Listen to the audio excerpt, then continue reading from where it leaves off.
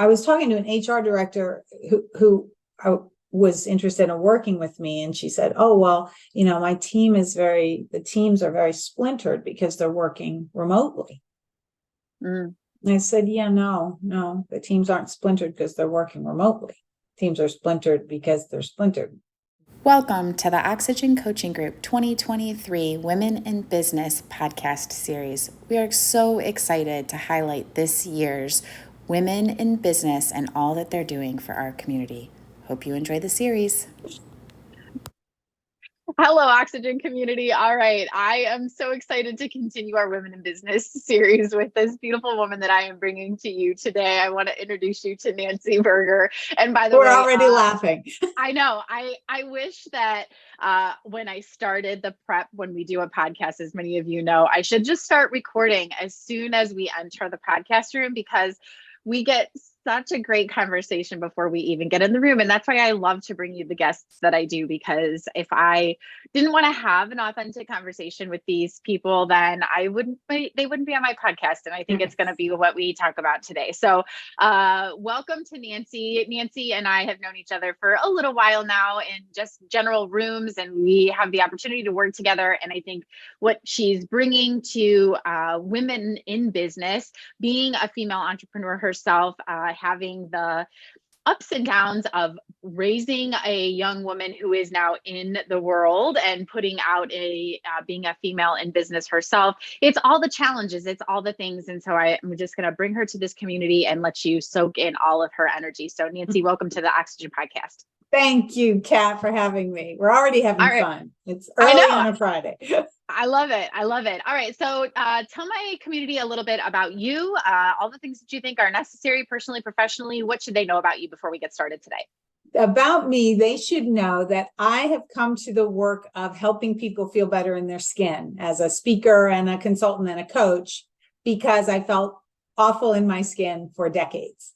So it's a very personal place, which is where a lot of us come to work from. And the fears and the limited beliefs and all the things that a lot of times we try to stuff down, I'm really intimately familiar with those, and I help people pivot out of them. So I think that's all you need to know. Yeah, if that is not so raw in everyone's life, but I think it's a challenge that women as a whole confront it before your feet hit the ground in the morning, right?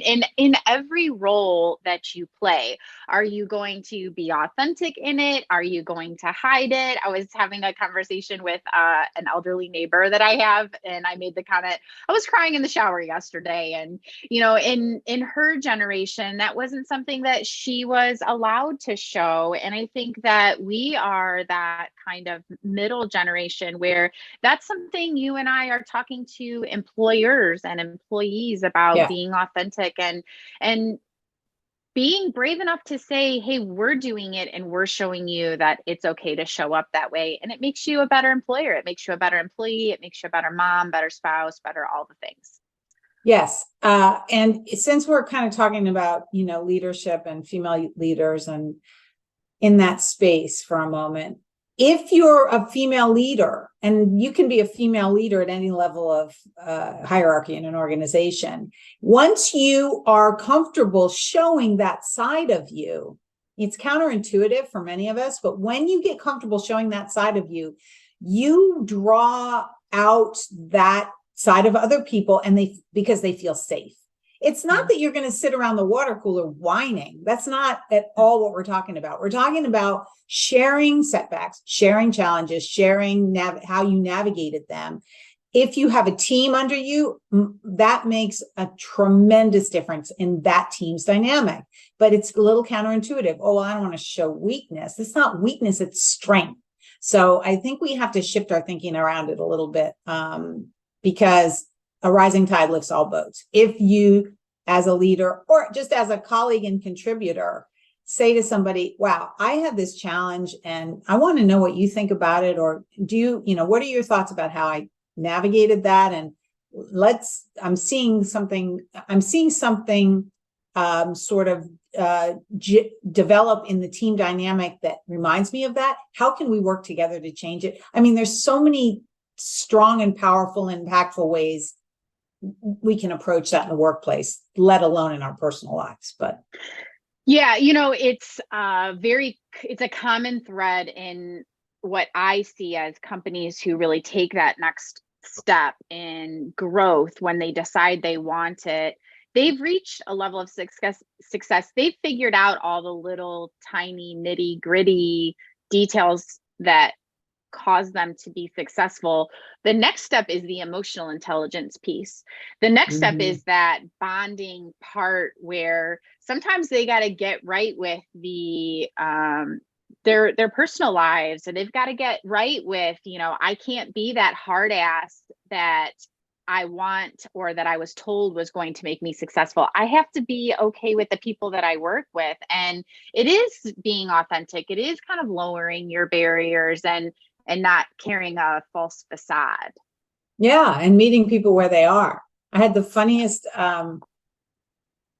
conversation with one of my coaching clients. He said, when you said, a hard ass, it reminded me a little bit of him, because he is this, really goal-oriented, big revenue producer, and he kind of thought, that what got him there would get him to the next level. And that's a misconception that a lot of leaders have. What got me here? Oh, I got this far, must be okay. You want to check that. So the funny story is, he was at a barbecue, and a couple of his buddies got into a disagreement about something.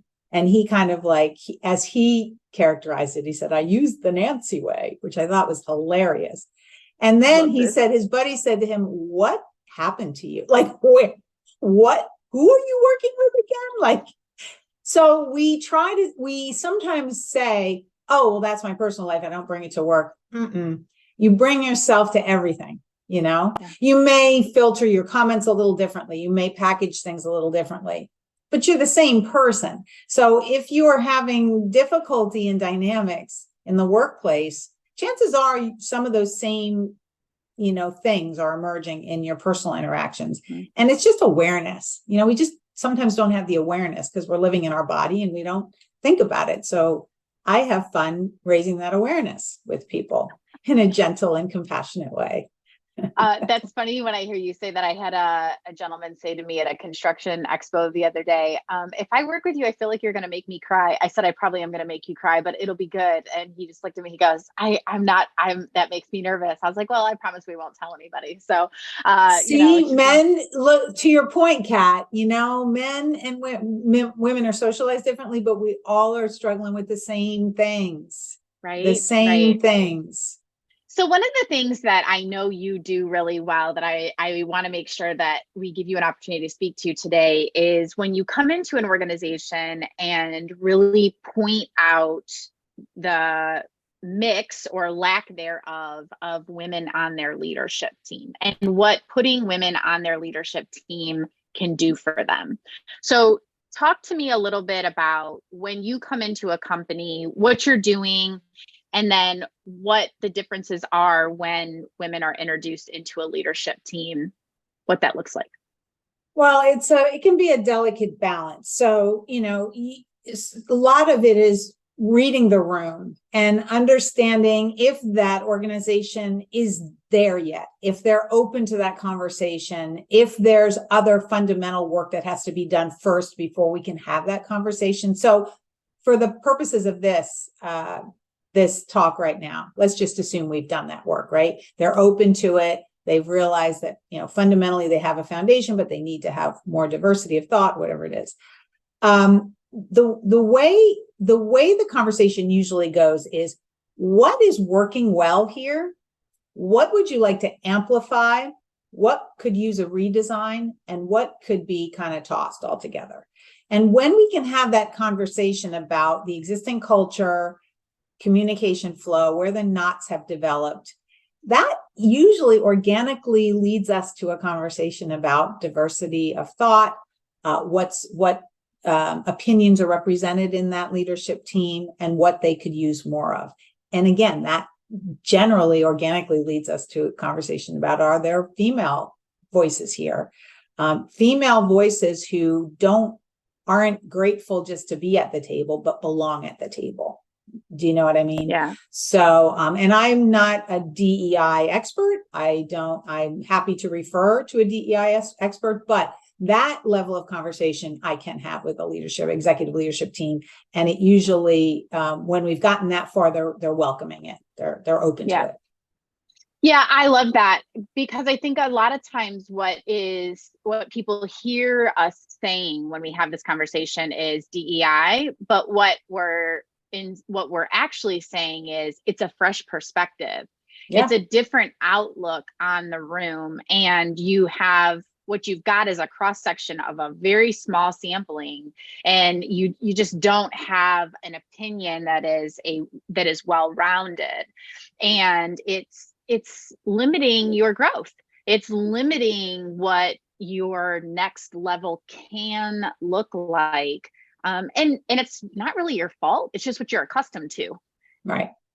That's right. And I think that there's so many, I hate to call them microaggressions, but sometimes it feels like they are. If we're sitting around a conference room with an executive leadership team, and there's one female there, and we start talking about differences in approach, and the female in the room is actually acknowledged for her female approach. Do you know what I mean? That's not where we're going. And again, I'm not trying to, I'm not trying to stir things up. What I'm trying to do is raise the awareness again. Okay, this is an opinion we're all talking, and there's no need to even identify which is a female opinion. You see what I mean? So we have to be careful. And Kat, I think that the pendulum has swung to a point where we're so careful that that also can hold us back. So we have to find a safe place to have these conversations. And I love to encourage companies at that level of seniority to get comfortable having these uncomfortable conversations so that they can move forward.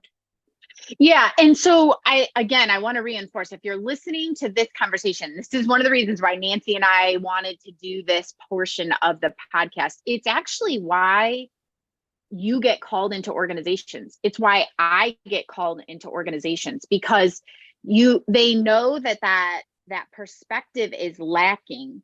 They're trying to figure out where it's coming from or where to find it.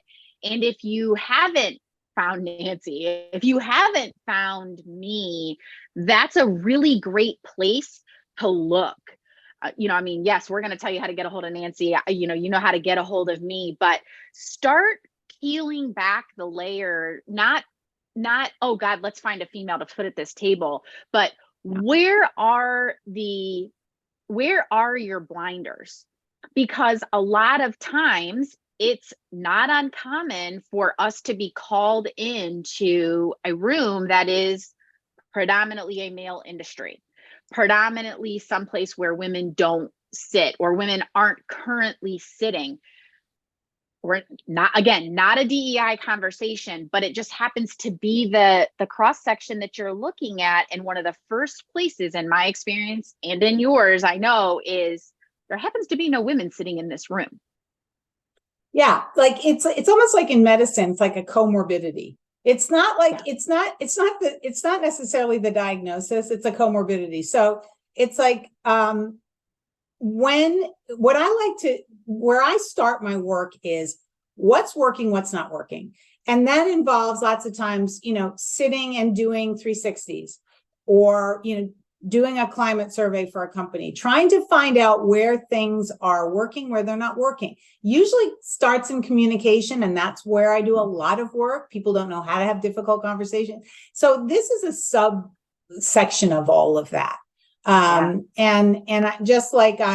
I love working with male coaching clients. I love working with any coaching client, but I don't gravitate towards females because I'm female and I think I get them better or understand them, or they will feel more comfortable. You see what I mean? It all goes back to that human connection. Let's look at what's working. Let's look at what feels bad in your skin. Let's look at what those factors are. And a lot of the time it starts out with us going back to how someone has been socialized themselves and what their worldview is. I love this. Okay. All right. So let's talk about how you got to helping people feel better in their skin, because the conversation that we're having up until this point is a lot of what we see once you get into a client. But you tell people you want to help them feel better in their skin. So how did you get there? Where did you come up with that, and how does that affect a client or get somebody to say, okay, help me because I have that problem? I came to it because I felt so bad in mine for so long that I remember many dark personal moments thinking, will I ever feel better? Will I ever feel better in my skin? And, this isn't like, I say this often when I'm in interviews, life is not, like a Netflix series, it's not like that. You don't, in Hollywood, in Fantasyland, we have an arc, we have a conflict and a resolution, and we're hooked, right? In life, you can go for an awfully long time feeling really crappy. And I did. So I remember getting so fed up with it after 20 years plus that I decided to better understand the human condition, how we are wired, why we do the things we do, why we hold ourselves back in such negative thoughts. And I set about to learn. Like I started reading, science journals and reading about psychology and talking to mental health professionals and really digging in. And then developing strategies to shift my thinking, to reframe it, to change the way I felt by changing my thoughts. And it took some work, but boy, it worked. And when it started to work and I started to feel less crappy, I said, wow, if I can help one person not go through what I did, that I'm going to kind of die a happy person. So that's when I launched my consultancy. And I started working one-on-one coaching with people who were going through terrible life transitions, divorce or whatever. And then it morphed into corporate work. And then I got certified as an executive coach. And I just love this work because it's not materially different than when I started and was working with individuals. Because we all are working off of the same script. It's imposter syndrome. It's a lack of confidence. It's, well, they're going to find me out. It's getting promoted and being afraid. I mean, I was hired to do a workshop for newly minted managers at Williams-Sonoma because they were all afraid of their promotion. So we're all dealing with the same stuff. And it's joyful work when I can get through and then know that the suffering that, not to be melodramatic, but I had some pretty dark days. That suffering is translating into reducing suffering. That's what I want to do, just reduce the suffering. Yeah, I love that so much. We tread this very thin line, like we're the only ones suffering. And, the reality is we're all doing it. It's just a matter of which journey you're on and how rough today is. And again, I think that leadership piece is figuring out that, everybody's got a cross to bear. Yeah. Isn't it refreshing that, I'm hoping that all of the media attention that leadership is getting, all of we need the EQ, we need to be vulnerable, we need to create learning cultures, recognition, reciprocal communication between leaders and teams, all that stuff. I love seeing these articles. I hope it's sticking. I'm trying to make it stick. I think you're trying to make it stick. We speak the same language, you and I. But I hope it's because I still think there's holdouts. There's leaders that think, well, no, I'm just going to tell them how it is. I'm the leader. It's like the Aristocats. I'm the leader. I'll say when it's, and that just doesn't work anymore as well. And when talent retention is a problem, okay, we have to pay attention. We have to pay, and this isn't how many days do you work in the office thing only. This is really how leaders show up for their people. Yeah, and it's not a one-pronged approach either. And I think that that's what is making so many people a little gnarly about this. You have to not only diversify things like your portfolio and your profits, and it's not just strategic, it is a very purposeful shift. I think one of the things that's happening in our work environment right now is the generational shift in leadership almost went too far.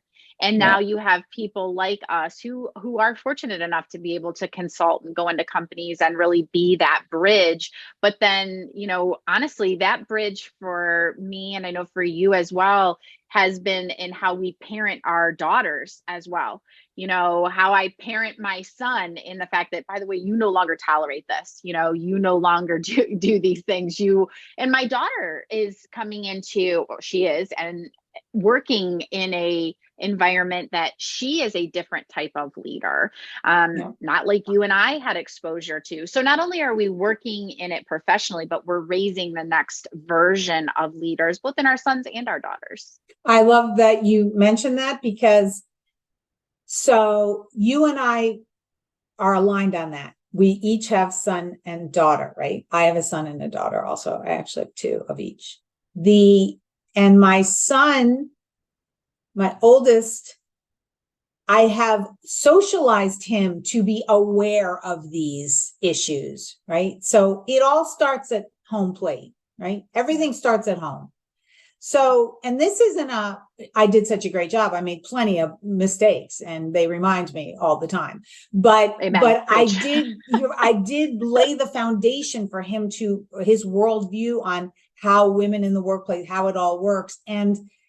But why don't we focus on that with our male executives? Like I've been in networking groups with a lot of female executives and float the idea of let's do workshops for men too. Well, they don't need it because they're running everything. That's a flawed approach, because maybe a lot of male executives would love to have some guidance. Like let's work together to improve the flow of communication, but not say, oh, we're just going to focus on helping women rise up. You know what I mean? To the exclusion of men. And the same with the way I guide my daughter. It's not a badge of courage that you're a woman in the workplace and you're trying to, no, you're learning how to survive and navigate issues with all of your colleagues, and take that macro view and not go in feeling like you're already at a disadvantage. Does that make sense? Yeah, absolutely. I think that's the neutralizing of that huge swing. We took on leadership from, first of all, the technology swing that we took from our previous leaders to, we have it, right? Like we have Google. Yes. So, we lead teams with Google, and, my parents that didn't, period. My grandparents couldn't even imagine what Google was. Right. So that leadership swing is huge. Our children as a whole and their leadership challenges are different. Even beyond that, their tools and their problems will be at another level. They are somewhat neutralized from, hopefully, the gender situation, but they'll have another challenge to approach. And I think, when I look at that spectrum, we got a huge swing. They're neutralized, and their next challenge will be something we can't even imagine at this point. They have AI, like it's something that, and which will present its own challenges, but I think that's the neutralizer. And so our work, when I look at it, both the work that you do and the work that I do, is to put them into an environment that is supported and not as divided when it comes to things like gender. It does exist. It is, there is still a separation, but it's better. You said it best. We don't want to polarize. We want to figure out a way to come together. And this technology issue, I'm glad you brought it up. I I was talking to an HR director who was interested in working with me. And she said, oh, well, my the teams are very splintered because they're working remotely. And I said, yeah, no, the teams aren't splintered because they're working remotely. Teams are splintered because they're splintered. It's our job to figure that out. But, and then digging deeper, you find there's just no shared value system, or there's no shared purpose, or people have lost the grasp of their proximity to the impact, what they're doing to live up to that vision of the company. So there's so many things that we have to get to before we get to the configuration of the workforce. That's not the issue, but technology, sometimes it becomes like a sort of an umbrella under which we blame things, but we have to be careful about that. You got to do the basic building block work with your team to make sure you have that you're all aligned with that shared purpose. And then you're going to have connective tissue wherever they are. Yeah, that is way more eloquently spoken than I ever say it. I always tell people your human inventory is the most valuable thing that you have. So whichever way this sits with you, your people are the most valuable thing that you have. And your managers have the ability to add to that value or rapidly deteriorate it. You choose what you allow. That's pretty articulate there, Kat. I read you. If you're a numbers person and you look at that P&L, will you allow a manager to deteriorate those numbers or inflate those numbers? You pick, right? And technology can't change that. Bagels in the morning can't change that. Right. That is you pick how you want to make those people feel and how you treat them. And at the end of the day, that's what you got. So to that point, so when we work with leaders, when I work with a coaching client and they say, well, I want to do this, or I don't, this isn't going well. And that's why I say, okay, well, what do your stakeholders think? So my methodology for coaching is exclusively based on the Marshall Goldsmith methodology, which is stakeholder-centered approach. So who are your stakeholders? How are you perceived by them? Because what you think and what I think doesn't matter a hill of beans. We need to know what they think. And then I give that sometimes very sensitive feedback after doing 360s. And then the leader chooses a goal, and then they change the perception that is held by them. And that's work. But if I sit with a coaching client, we talk to each other once a week about all the things, and then they go out into their ecosystem there, and they're still perceived the same way, everyone's wasted their money. Yes. So. Right. I love that. I mean, and for people who think that or question that, if you've raised teenagers, put that same and everybody just went, oh, right. If you can love your kids, if your teenager hates you because you took their cell phone away, their perception is their reality. Perception is reality. Absolutely. Yeah, you may not doubt your love, but they don't like you. That's it. And changing behavior is way easier than changing perceptions. Yes. I knew that we were going to talk about such good things today. All right. So I'm sure that no matter where you sit in a career ladder or where you sit in an organization, maybe you are leading a family, maybe you are leading a massive organization, some part of this conversation was relevant to you. So I cannot thank you enough for joining us today. Tell this community how they can best connect with you. And by the way, you should join Nancy on her Instagram, because occasionally you will watch her riding her Peloton and giving you business advice. So you should 100% be on her Instagram. If you enjoy me running and giving you business advice, Nancy rides her Peloton. So that's I better. aspire to be Kat on Instagram, but okay. So I'm working. I totally threw you under the bus just now, so you're getting back on your Peloton, Yeah. Mama. Thank you.